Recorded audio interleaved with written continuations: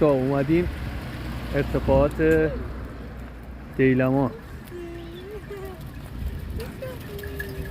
یه روز برفی بسیار بسیار عالی. چای همه دوستان خالی. محمد، مریم خانوم، آقا محمد، بابایانم، سگ گله شون.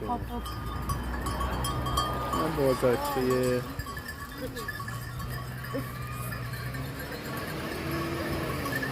بچه ها بازار رو نگاه کنید. یه خورده بیاین عقب‌تر بذار برم. بچه ها میترسن. بیاین عقب‌تر رو آسفال نرم. داره چیش میکنه